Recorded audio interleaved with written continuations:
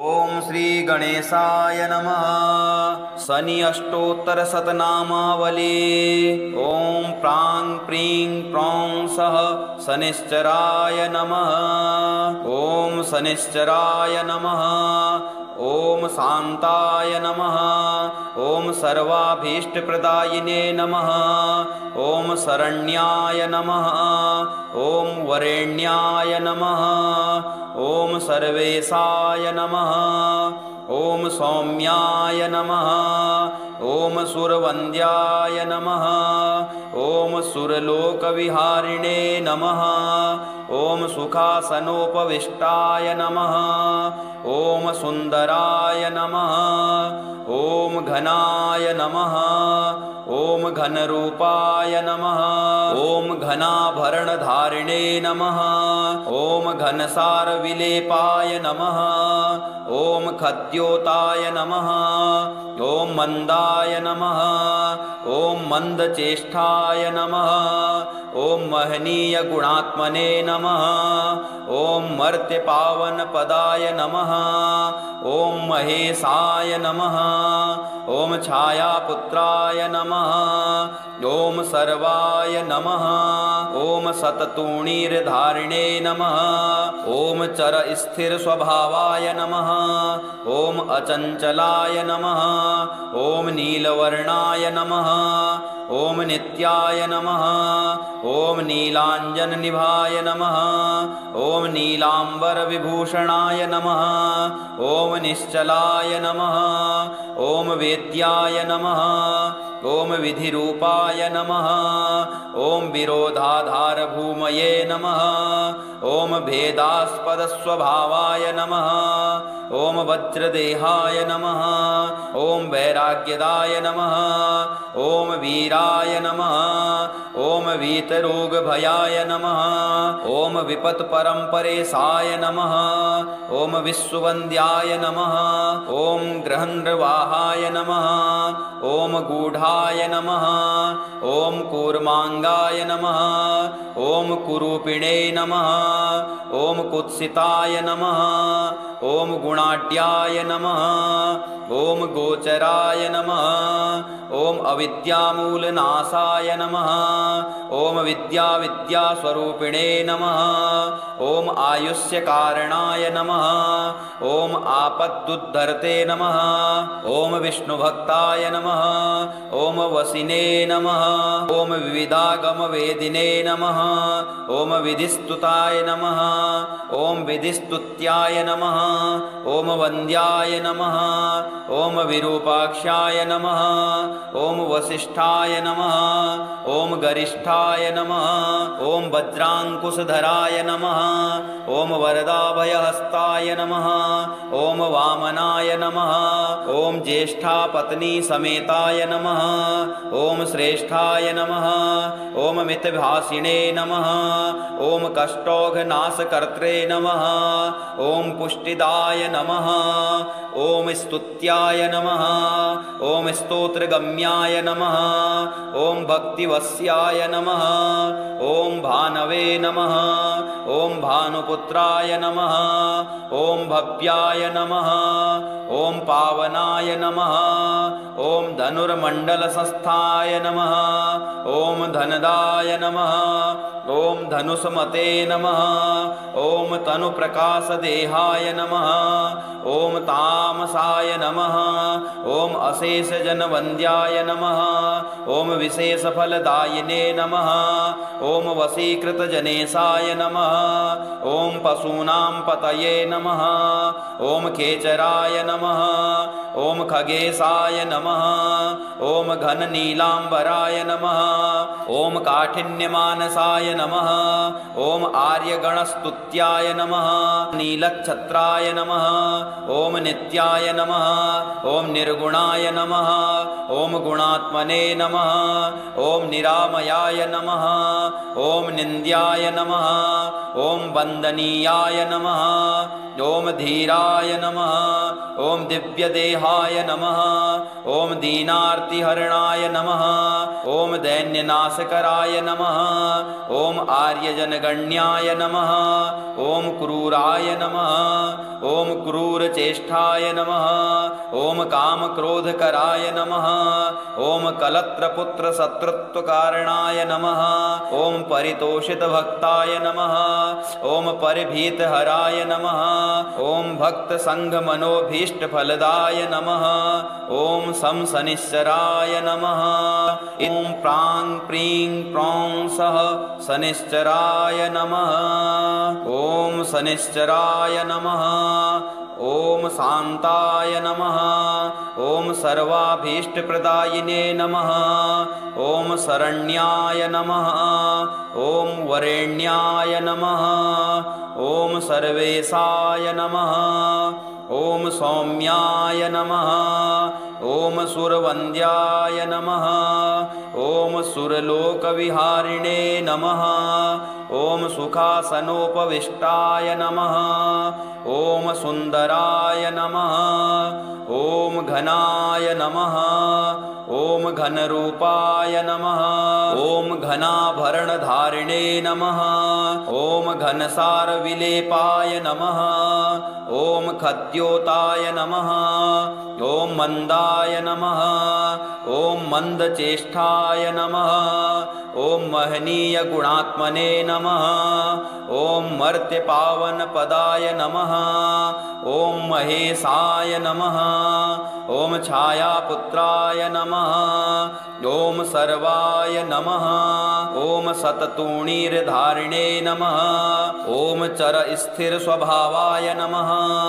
ॐ अचञ्चलाय नमः ॐ नीलवर्णाय नमः ॐ नित्याय नमः ॐ नीलाञ्जननिभाय नमः ॐ नीलाम्बरविभूषणाय नमः ॐ निश्चलाय नमः ॐ वेद्याय नमः ॐ विधिरूपाय नमः ॐ विरोधाधारभूमये नमः ॐ भेदास्पदस्वभावाय नमः ॐ वज्रदेहाय नमः ॐ वैराग्यदाय नमः ॐ वीराय नमः ॐ वीतरोगभयाय नमः ॐ विपत्परम्परेशाय नमः ॐ विश्ववन्द्याय नमः ॐ ग्रहन्वाहाय नमः ॐ गूढाय नमः ॐ कूर्माङ्गाय नमः ॐ कुरूपिणे नमः ॐ कुत्सिताय नमः ॐ गुणाढ्याय नमः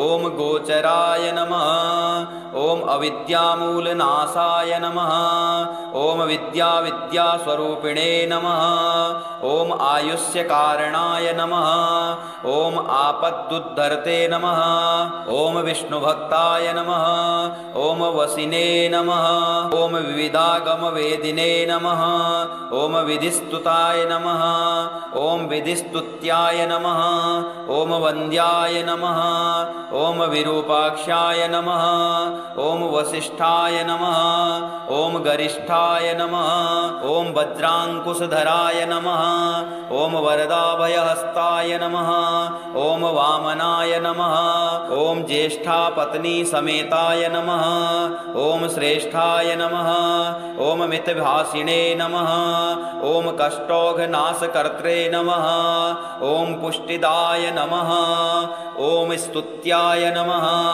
ॐ स्तोत्रगम्याय नमः ॐ भक्तिवस्याय नमः ॐ भानवे नमः ॐ भानुपुत्राय नमः ॐ भव्याय नमः ॐ पावनाय नमः ॐ धनुर्मण्डलसंस्थाय नमः ॐ धनदाय नमः ॐ धनुषमते नमः ॐ तनुप्रकाशदेहाय नमः ॐ तामसाय नमः ॐ अशेषजनवन्द्याय नमः ॐ विशेषफलदायिने नमः ॐ वशीकृतजनेशाय नमः ॐ पशूनां पतये नमः ॐ खेचराय नमः ॐ खगेशाय नमः ॐ घननीलाम्बराय नमः ॐ काठिन्यमानसाय नमः ॐ आर्यगणस्तुत्याय नमः नीलच्छत्राय नमः ॐ नित्याय नमः ॐ निर्गुणाय नमः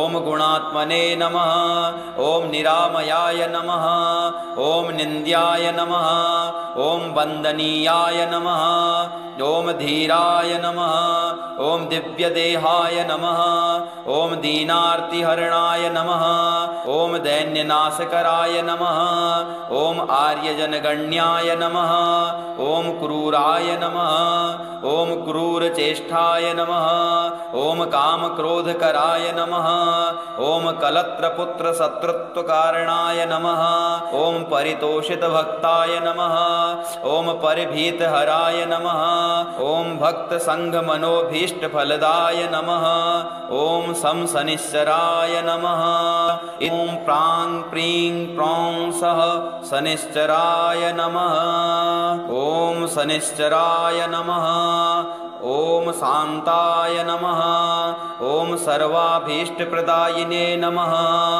ॐ शरण्याय नमः ॐ वरेण्याय नमः ॐ सर्वेशाय नमः ॐ सौम्याय नमः ॐ सुरवन्द्याय नमः ॐ सुरलोकविहारिणे नमः ॐ सुखासनोपविष्टाय नमः ॐ सुन्दराय नमः ॐ घनाय नमः ॐ घनरूपाय नमः ॐ घनाभरणधारिणे नमः ॐ घनसारविलेपाय नमः ॐ खद्योताय नमः ॐ मन्दाय नमः ॐ मन्दचेष्टाय नमः ॐ महनीयगुणात्मने नमः ॐ मर्त्यपावनपदाय नमः ॐ महेशाय नमः ॐ छायापुत्राय नमः ॐ सर्वाय नमः ॐ शततूणीरधारिणे नमः ॐ चरस्थिरस्वभावाय नमः ॐ अचञ्चलाय नमः ॐ नीलवर्णाय नमः ॐ नित्याय नमः ॐ नीलाञ्जननिभाय नमः ॐ नीलाम्बरविभूषणाय नमः ॐ निश्चलाय नमः ॐ वेद्याय नमः ॐ विधिरूपाय नमः ॐ विरोधाधारभूमये नमः ॐ भेदास्पदस्वभावाय नमः ॐ वज्रदेहाय नमः ॐ वैराग्यदाय नमः ॐ वीराय नमः ॐ वीतरोगभयाय नमः ॐ विपत्परम्परेशाय नमः ॐ विश्ववन्द्याय नमः ॐ ग्रहन्द्रवाहाय नमः ॐ गूढाय नमः ॐ कूर्माङ्गाय नमः ॐ कुरूपिणे नमः ॐ कुत्सिताय नमः ॐ गुणाढ्याय नमः ॐ गोचराय नमः ॐ अविद्यामूलनाशाय नमः ॐ विद्यास्वरूपिणे नमः ॐ आयुष्यकारणाय नमः ॐ आपदुद्धरते नमः ॐ विष्णुभक्ताय नमः ॐ वसिने नमः ॐ विविधागमवेदिने नमः ॐ विधिस्तुताय नमः ॐ विधिस्तुत्याय नमः ॐ वन्द्याय नमः ॐ विरूपाक्षाय नमः ॐ वसिष्ठाय नमः ॐ गरिष्ठाय नमः ॐ वज्राङ्कुशधराय नमः ॐ वरदाभयहस्ताय नमः ॐ वामनाय नमः ॐ ज्येष्ठापत्नीसमेताय नमः ॐ श्रेष्ठाय नमः ॐ मितभाषिणे नमः ॐ कष्टौघनाशकर्त्रे नमः ॐ पुष्टिदाय नमः ॐ स्तुत्याय नमः ॐ स्तोत्रगम्याय नमः ॐ भक्तिवस्याय नमः ॐ भानवे नमः ॐ भानुपुत्राय नमः ॐ भव्याय नमः ॐ पावनाय नमः ॐ धनुर्मण्डलसंस्थाय नमः ॐ धनदाय नमः ॐ धनुषमते नमः ॐ तनुप्रकाशदेहाय नमः नमः ॐ तामसाय नमः ॐ अशेषजनवन्द्याय नमः ॐ विशेषफलदायिने नमः ॐ वशीकृतजनेशाय नमः ॐ पशूनां पतये नमः ॐ खेचराय नमः ॐ खगेशाय नमः ॐ घननीलाम्बराय नमः ॐ काठिन्यमानसाय नमः ॐ आर्यगणस्तुत्याय नमः नीलच्छत्राय नमः ॐ नित्याय नमः ॐ निर्गुणाय नमः ॐ गुणात्मने नमः ॐ निरामयाय नमः ॐ निन्द्याय नमः ॐ वन्दनीयाय नमः ॐ धीराय नमः ॐ दिव्यदेहाय नमः ॐ दीनार्तिहरणाय नमः ॐ दैन्यनाशकराय नमः ॐ आर्यजनगण्याय नमः ॐ क्रूराय नमः ॐ क्रूरचेष्टाय नमः ॐ कामक्रोधकराय नमः ॐ कलत्रपुत्रशत्रुत्वकारणाय नमः ॐ परितोषितभक्ताय नमः ॐ परिभीतहराय नमः ॐ भक्तसङ्घमनोभीष्टफलदाय नमः ॐ शनिश्चराय नमः ॐ प्रां प्रीं प्रौं सः शनिश्चराय नमः ॐ शनिश्चराय नमः ॐ शान्ताय नमः ॐ सर्वाभीष्टप्रदायिने नमः ॐ शरण्याय नमः ॐ वरेण्याय नमः ॐ सर्वेशाय नमः ॐ सौम्याय नमः ॐ सुरवन्द्याय नमः ॐ सुरलोकविहारिणे नमः ॐ सुखासनोपविष्टाय नमः ॐ सुन्दराय नमः ॐ घनाय नमः ॐ घनरूपाय नमः ॐ घनाभरणधारिणे नमः ॐ घनसारविलेपाय नमः ॐ खद्योताय नमः ॐ मन्दाय नमः ॐ मन्दचेष्टाय नमः ॐ महनीयगुणात्मने नमः ॐ मर्त्यपावनपदाय नमः